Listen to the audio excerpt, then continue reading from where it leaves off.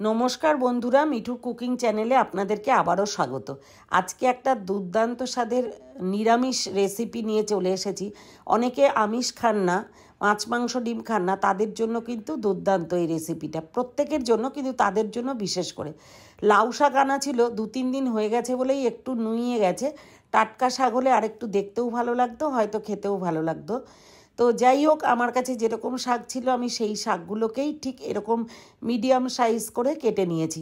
দেখুন কিভাবে করে আমি ছুরি দিয়ে কেটেছি। এটা বটি, ছুরি যে কোনো কিছু দিয়েই কাটতে পারেন। তো আমি এখানে ছুরি দিয়ে কাটাটাই দেখিয়েছি। দিয়ে ভালো করে একটু আঁশটাও, মানে ডাঁটার গায়ে যে আঁশটা থাকে ওটাও একটু ভালো করে ছাড়িয়ে নিয়েছি।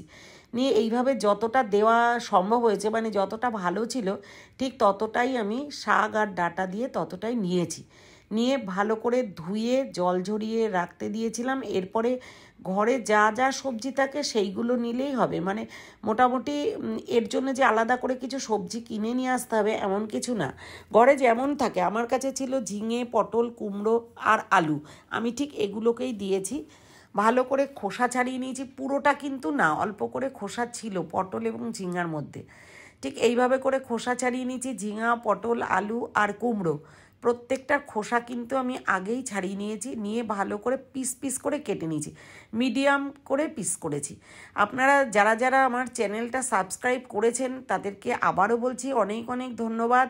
আর যারা এখনও সাবস্ক্রাইব করেননি তারা সাবস্ক্রাইব করে বেল আইকনটা প্রেস করে রাখবেন, যাতে পরবর্তী ভিডিওটা আপলোড করার সাথে সাথে আপনাদের নোটিফিকেশানটা যায় এবং আপনারা দেখতে পারেন। এখনও পর্যন্ত যারা এই রেসিপিটা করে খাননি তারা তো করে খাবেন, আর যারা ঠিক আমার ভিডিওটা দেখে এরকমভাবে করে খাবেন, আর যারা করেছেন তারা জানাবেন কেমন লেগেছিল খেতে। পটলের দানাগুলো ফেলে নিয়ে পিস করে কেটে নিয়েছি, আলুগুলোকেও পাতলা পাতলা করে পিস করে নিয়েছি। নিয়ে প্রত্যেকটা পুরো সবজিগুলোকে ভালো করে আমি ধুয়ে নিয়েছি। দেখুন একই রকম প্রায় শেফ হয়েছে। এরপরে আমি আগের দিন রাত্রিবেলা 1/2 কাপ মটর ডাল ভিজিয়ে রেখেছিলাম। এবারে সকালবেলা সেটা জল ঝরিয়ে নিয়ে মিক্সির বোলে দিয়ে ভালো করে পেস্ট করে নেব। এর মধ্যে কাঁচা লঙ্কা আর 1 ইঞ্চি মতন আদা দিয়ে দিয়েছি, দিয়ে ভালো করে একটা পেস্ট বানিয়ে নিয়েছি। এই সময় ডালটা কিন্তু আপনারা চাইলে শিলনোড়াতেও বাটতে পারেন।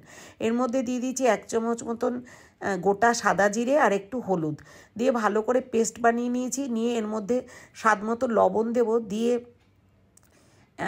মানে একই দিকে ঘুরিয়ে নেব, হাত ঘুরিয়ে মানে ফেটিয়ে নেব আর কি, এদিক ওদিক করে ঘোরাবো না, একই দিকে করে ডালটাকে ভালো করে ফিটিয়ে নিতে হবে মিনিট 2-3 ধরে, যাতে হালকা হয়ে যায়। এরপরে কড়াইতে সর্ষের তেল দিয়েছি 2 চামচ মতো, তার মধ্যে 5 ফোড়ন আর শুকনো লঙ্কা দিয়ে একটু ভাজা করেই সবজিগুলো ছেড়ে দিয়েছি। দিয়ে ভালো করে ভাজা ভাজা করতে হবে, একটু ঢাকা দিয়েই করতে হবে, একটু জল ছেড়ে যাবে। তারপরে দিয়ে দিচ্ছি লাউ শাক, যে কেটে ধুয়ে রেখেছিলাম সেই লাউ শাকগুলো দিয়ে দিলাম। দিয়ে আরও কিছুক্ষণ নাড়াচাড়া করে নিয়ে ঢাকা দিয়ে দিতে হবে। ঢাকা দিলে কিন্তু অল্প একটু লবণ দিয়ে ঢাকা দিলে আরও বেশি ভালো হয়, যাতে জল বেরিয়ে যায়। আমি দেখুন স্বাদ মতো লবণ, হলুদ আর একটু জাগরি পাউডার দিয়েছি। দিয়ে ভালো করে নাড়াচাড়া করে আবারও কিন্তু ঢাকা দিয়ে রেখেছি। প্রথমে একবার ঢাকা দিলাম, একটু নরম হয়ে গেল শাকগুলো, তারপরে যেই লবণ মিষ্টি দিয়ে ঢাকা দিয়েছি তখন কিন্তু অনেকটাই জল বেরিয়ে গেছে। তারপরেও আমি গরম জল করে কিছুটা গরম জল দিয়ে দিয়েছি, আর 2টো কাঁচা লঙ্কা কিন্তু আমি হাত দিয়ে ভেঙে দিয়ে দিয়েছি। এরপরে জলটা ফুটে গেলেই ওই যে ডালটা পেস্ট করে রেখেছিলাম সেই ডালটা কিন্তু উপর দিয়ে জাস্ট বড়ার আকারে উপর থেকে যা কিছুটা গ্যাপে গ্যাপে বড়ার আকারে দিয়ে দিতে হবে ঝোলের মধ্যে। ঝোলটাও ফুটবে আর বড়াগুলো কিন্তু শক্ত হয়ে যাবে, মানে ঝোলের যে ভাব ওটাতেই কিন্তু একদম টাইট একটা বড়ার আকার হয়ে যাবে, যেটা আমি তেলে ভেজে নিইনি। দেখুন কি সুন্দর বড়াগুলো হয়ে গেছে, আর গ্রেভিটাও কিন্তু একটু মানে একটু ঝোলটাও একটু গ্রেভি হয়ে গেছে, একটু থকথকে হয়ে গেছে। এই সময় কিন্তু খুব বেশি নাড়ানো যাবে না, জাস্ট খুন্তি দিয়ে একটু এদিক ওদিক করতে হবে। এই সময় গ্যাসটা হাই ফ্লেমে দিয়ে দেবেন। দিয়ে নামানোর একটু আগে 1 চামচ ঘি দিয়ে দেবেন উপর থেকে।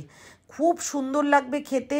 গরম ভাতে যারা নিরামিষ খান তাদেরও যেমন ভালো লাগবে, যারা আমিষ খান তাদেরও কিন্তু ভীষণ ভালো লাগবে খেতে। শুধু ভাতের সাথে যদি মনে হয় এই একটা পদ আছে, তাতেই কিন্তু দারুণ হবে খাওয়াটা। তো এমন করে যারা করেননি, করে কমেন্ট করে জানাবেন কেমন লেগেছে খেতে। আর যারা অলরেডি করেছেন তারাও জানাতে ভুলবেন না। Thank you.